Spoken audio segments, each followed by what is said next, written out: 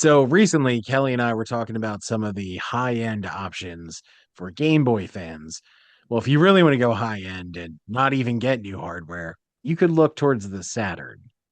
I was not a Saturn adopter, as most people. I am in I'm in the vast majority of people who are not Saturn adopters. Like the universe. Yeah. So I didn't get a Saturn, and if you guys aren't familiar, it doesn't really emulate well still. That's something they haven't really quite ironed out all the kinks on. So original hardware is still the way to go to play the majority of its library. And original hardware is a little on the pricey side these days. That's tied, of course, directly to the system failed. So there's not tons of these lying around everywhere. These weren't in every home. And on top of that, most of the hardware and software for it wasn't even released in North America. The Sega really, really dropped the ball in the North American release to a degree that not only did it alienate a lot of the fans, some chains of stores wouldn't even carry it because of how badly Sega handled the rollout of the product. So it was really kind of a mostly stayed in Japan thing. So I never even knew anyone who had a Saturn. What was your level of experience with them, sir? None really, just beyond being aware of their existence. But never saw any hint that it was a product that could be available. But I grew up in upper Indiana, which isn't a hotbed of technology delivery. So the fact that I saw a Jaguar on in a GameStop kind of store was a big event. It's like, wow, that looks interesting. So, and of course, the Best Buy Virtual Boy display did have that, Yeah, obviously. which I continue to be very thankful for to help me understand that I did not want a Virtual Boy as much as I thought I did. Very quickly determined I didn't. Yeah, and I do remember seeing Saturns in electronic stores and things like that, but never actually knew anyone who bought one. I personally went the PlayStation route, and that was mostly because of my own frustrations with Sega. So the mishandled release of the Saturn dovetails with the mishandled release of the 32X because you had two different sides to Sega who were competing against each other and both destroyed each other in the long run. By the time the Dreamcast came out, which by all accounts is a great system, a lot of people didn't care. They weren't going to invest their money into Sega because they didn't trust them. They didn't have that support anymore. And it's understandable. And the Saturn, on top of that, I do remember reading a lot of weird stuff about it at the time, specifically the fact that it had 8 different processors and used expansion packs. So take all the quirky, weird things that people didn't like programming about the Jaguar and the Nintendo 64 and put them together into one. Sega was like, hold my beer, and made what seems like the most difficult thing to make games for. Yeah, that's gonna help you out to gain the marketplace. Uh, limited supply and no games. Yeah, limited supply, very, very little third party support. The vast majority of the games were published by Sega themselves. They outsourced some of the development and things like that, but they were their own primary developer for it because nobody else knew how it worked. And it does have 8 different processors, and that's a result of them trying to rush it out to market and implement new features so that it can compete with the PlayStation, which is rapidly approaching, and not actually optimize it, but just like, okay, we needed to do polygons. Let's just add another processor that just makes polygons. We needed to do transparencies. We need another processor that just does that kind of stuff. And the best example for anybody who's interested, GameSack has a really great comparison video between PlayStation and Saturn, where they kind of get into the two because you would think that PlayStation was just insanely overpowered and muscled its way right past the Saturn, which never stood a chance. On paper, though, the Saturn's actually more powerful than the PlayStation is. The problem is the architecture, so you can never really harness all of that power. So in actual practice, the games aren't as powerful or couldn't draw as much power from the system as PlayStation could because PlayStation games, just work. It has the processors. Everything was pretty straightforward. And the example that they use, and I remember this when Saturn first came out, it was being pretty widely reported that Saturn couldn't do transparencies, which were a pretty common thing in games by that point. And there are a few games you could play, even from the games that I've been trying out recently, where you would think it can't do transparencies because instead they do a mesh, which is what some of the earlier systems would do to kind of fake a transparency. And it really looks bad in a 3D environment. Not that it looked great before, but it was passable. It looks really bad in a 3D environment when they do that. But then I played other games where there are definitely transparencies.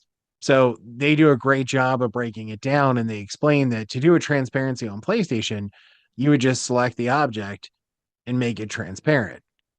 To make an object transparent on the Saturn, you had to use two different processors, one that made the object, one that made the transparency layer. And then you had to program each individual pixel in the two separate processors to be transparent just to make one object. So they just didn't do it. And it's that kind of stuff that even though on paper the Saturn is actually far more powerful than most of its contemporaries at the time, you just couldn't actually make it work. And that's a shame because when you look at I've been playing it recently, and when you look at games specifically from Capcom and Lobotomy Studios, those were the two those are the two developers that seem to love the Saturn and understand how it works. Their games look and play fantastic. Honestly, better than anything that was on PlayStation, Nintendo 64, or any of the other contemporary systems at that time. The other games, though, don't look anywhere near that level. In very much a Jaguar kind of situation where there were 16-bit games coming out for it and the occasional game that actually harnessed the 64-bit power. When you see those two studios, you're going to get something that looks fantastic and everything else looks like a big step below PlayStation. That being said, though, I'm having a ton of fun with it. It is a great system when you're playing the games that really knew how to utilize its power. Uh, the problem is it's extremely expensive because of everything that we had just said. Just a base system with none of your cables or controller or anything is going to set you back at least $200 online, more in the 250 to 300 range from some of the higher end stores. And You're that's talking a just the chromatic system. there Yeah, you're talking. You could play a Game Boy game for that. on a So this, magnesium alloyed system, though. yeah. So this is an extremely expensive system to jump into. So, we had covered a little while back the Saru, which is a project that was started a while ago, years ago, and only recently kind of came to fruition to a certain degree where companies in China are manufacturing them now. And essentially what the Saru was a expansion cartridge like one of the RAM cartridges you could get for the Saturn that you could use to store full games on. So the expansion cartridges would load assets from games on there, games that were too large to play just off of the disc. This allows you to load the whole game that way. So you don't need the physical disc. And there were other workarounds before then that people have done modifications to drives and things like that that will allow you to play burn discs or games off of memory cards and things like that and still use real hardware since emulation still isn't there yet. But this goes a big step further. If you have a normal Saturn, you don't need to do any modifications to it. You can just plug this cartridge in where you would put your normal RAM expansion. It acts as a RAM expansion, it acts as your memory backup, and also you can load games through it. Plus, it'll help you load burn discs if you have a disk drive. But one of the things that the Mad Little Pixel video we talked about looked at was in China, there are companies that are taking some of these old Saturns that, for the most part, don't work anymore. So that's another part of it. The Saturn disk drives are apparently not great, and I looked into what it costs to get those repaired, and it's quite a bit. So, just in case your hundreds of dollars investment wasn't enough, if you wanted to get it modded or get the disk drive upgraded, hundreds more on top of that. So what they're doing is ripping out the disk drive entirely, cleaning up the board, and putting in a new 3D printed case. And then you just buy a Saru and you load your games that way. So you don't need a disc at all. You're completely bypassing the disk drive. And the great thing is, the Saru's come a really long way from when it was originally an open source project years ago to where most games seemingly are compatible with it now. And that's a big deal because different games use different memory size RAM expansions. So you actually had to have multiple RAM cartridges. Unlike Nintendo 64, where you just got the one expansion, there were multiple ones for the Saturn. In fact, the only games that seem to run into real issues still are smaller games. And part of that is because it loads it really fast because you have the whole game just stored on the cartridge now. It skips most, if not all, of the loading time for most of the games. There's still a few games you'll get a loading screen, but it is seconds. Whereas, one of the things those early CD games are known for is minutes of loading time in the beginning. That is seconds now. Just loads the full game because your whole game is on there. It's not pulling assets off of a cartridge and a disc and trying to put it all together. The problem with that is for a smaller game that didn't access the drive, it loads too quickly and the game will load with a bunch of glitches. And I ran into this with Mortal Kombat 2, which isn't that big a deal because I love Mortal Kombat, but I was aware going into it this is a particularly infamously bad version of the game. So it did eventually freeze up on me because, again, it's loading very quickly for such a small game. That game is a tiny fraction of the size of the average Saturn game. So I'm surprised I got through as much of the game as I did, considering that that's the main issue. But all of the really popular, well known games for it loaded fine. I have all of the Lobotomy Studio games, all of the big Capcom games on there on a 64 gig memory card that I put into the cartridge, and everything is loading up great. What are couple examples of games that you've been playing here recently? So I would say the best games, the Lobotomy Studio games, are among my favorite. They made the game Power Slave, which was a first-person shooter that came out at that time that was actually developed for Saturn. They did port it to PlayStation and PC. I remember seeing it for PC. I don't remember seeing the PlayStation version, but it exists. The Saturn is what it was developed for, though, and it really showed off what the Saturn could do if you knew how to program for it, especially using 3D elements. It's a first-person shooter and it is 3D. And it impressed Sega so much and other companies that they kind of became the de facto company for porting first-person shooters. Not Doom. The Doom port, unfortunately, isn't that great for Saturn. But they did Duke Nukem 3D and they did Quake as well, both of which play really, really well. Duke Nukem 3D actually looks better than the PC version because it's fully 3D rendered now Nice. instead of 2D sprites that are raycast. The only thing that are 2D sprites are the enemies and your gun. Everything else is 3D rendered in it. The only thing is they're all running off of the same engine that Power Slave does, which was called Slave Driver. So whenever a game is done on Slave Driver, you can very much tell because I guess it's their programming and their way of doing it. All of those games handle exactly the same. So the camera movements, the way the controls work, and it's not the same as the raycast PC versions of them were. So there's a little bit of adjustment just because I'm so familiar with those. There was a little bit of an adjustment to the way your character moved and then the camera moved, but other than that, they're great versions of those games. So I've mostly been playing those, and then Panzer Dragoon, which is another famous Saturn exclusive game or a game that started its life on Saturn anyway, and that is excellent as well. So the you mentioned earlier, a couple $100, maybe $300 to get the gutted Saturn in a 3D printed box, which with a clear top to it, right? So you kind of Yeah, that so makes it. the modded Saturn, which is what I have with the clear top and the 3D printing case, that cost $105 as opposed to the bare minimum of 200 for just a regular Saturn. Then I had to buy the Saru. Those start at around $50.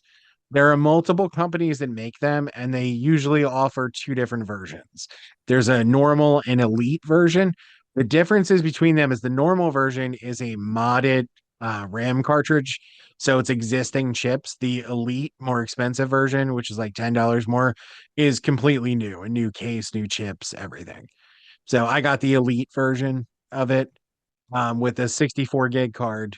And then I had to buy a controller and you have to buy some sort of video cable. So I went with a Saturn specific upscaler, which was like 10 or $12 on Amazon. It was very cheap. And I was able to get an official Saturn controller because Retrobit makes all of the Sega controllers now, officially licensed, so you can get replacements for them. So I got an official Saturn controller, which is actually translucent, so it matches the system, which I didn't realize when I ordered it, as much as I tend to choose translucent stuff when given the option. Did not realize that. So it just worked out that way. So all in, I'm at around $200. And What's the that's with con- a, hmm? what's the controller connector? So it's not an N64 connector. It's not an Atari connector. It's not I'm assuming it's not a USB. No, no, it's its own like pin connector, similar to like Sega Genesis. Now Okay. they do also the Saturn controller was always very popular, and I do remember people talking about that. Essentially, what it is, it's the Sega 6 button controller, but it's larger. So it's a little bigger in your hand, which is great for me because I have big monster hands, as we've discussed before, and it has shoulder buttons on there. Now there was an analog stick controller for Saturn, which was gigantic, and getting an original one of those is very pricey nowadays. Um, there are Saturn controllers, aftermarket controllers with an analog stick on there, though. If you really wanted it, I haven't run into any games where I feel like that's that big of an issue, though. Gotcha. So Well, and timely to, I'm sure many of you thought Mike's phrasing of big monster hands was clever and funny and something you'd want on a t-shirt. If only you could find a place that had I have big monster hands on a t-shirt. We're here for you. Our merch store's there. I have big monster hands t-shirt is on the merch store, ready for you to order alongside your Panda Army t-shirt. So go ahead and do that. There's a link in the description for that. The way to keep track, if there happens to be new t-shirts that come out, would probably be best to subscribe and hit that bell so that you know when new stuff comes out to kind of stay on top of the t-shirt world that merch store takes care of. And while you're there taking care of your t-shirt needs, listen to Hard No. It's the world's shortest podcast, and it's delivered to your door daily through YouTube for free. and beat free. And So Kelly, before we let everybody go, what's your interest level now in a Saturn? Any interest? yeah. I mean, just it is, and it's not, it's not cost prohibitive. In particular, if I kind of would go your route, I think so. It adds up, but we talked in a recent episode about the chromatic Game Boy one, and it was just like, if I'm going to push out $200 for something, I'm not sure it's a really super nice Game Boy. Uh, the Saturn would be pretty cool because it wasn't around much. What I was a little iffy on, because I heard quite a bit in the past about not not the greatest game catalog in the world, but with your advice today, I think there's a place I go, and I'd love me some Quake on a system that can play it well. That would be pretty cool. So I would say interest is peaked on that. I think that's probably the next um, uh, system I would go with. I have to figure out exactly how that'll be executed in the existing grid. That's a bit of a challenge, but yeah, I'm interested, and I did kind of want to see your experience. And this was hardware that you chose not to wash and throw in the dryer, so it worked. So that was It did. great. You're It does. learning. It worked right away, which is nice. I did have a little bit of a hiccup. The first Saru cartridge they sent me was not the one that I ordered. So I did have to send that back. And this is all coming from China. So it is weeks that added to, to my waiting time. So it did take, a little over a month to get all of this together. The good news is the upscaler and the controller I was able to get right off of Amazon. So they were here the next day, just waiting for all the actual other hardware to get here. But once you got it, of course, you can get your totally legal backup ROMs of the discs you definitely own. and put them right on your sorta, so you have access to the whole catalog. Because that's the other thing with Saturn right now. The games are also extremely expensive. Many of the more popular games will set you back at least $100 when you see them online. So this is a way you can get all of those games. The tougher to play ones, you need the memory cards for. Everything loads very quickly, plays great. Again, the only game I've had an issue with was Mortal Kombat 2, which is not good. I wanted to play it just because I played every other version of it, and I can attest it's not great. There you go.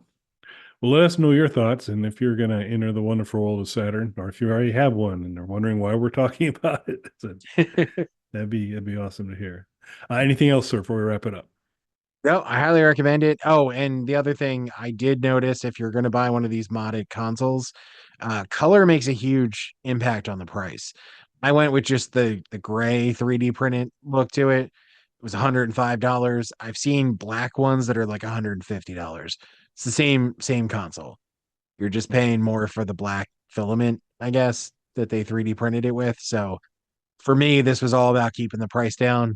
And honestly, the gray looks fine now that it's here.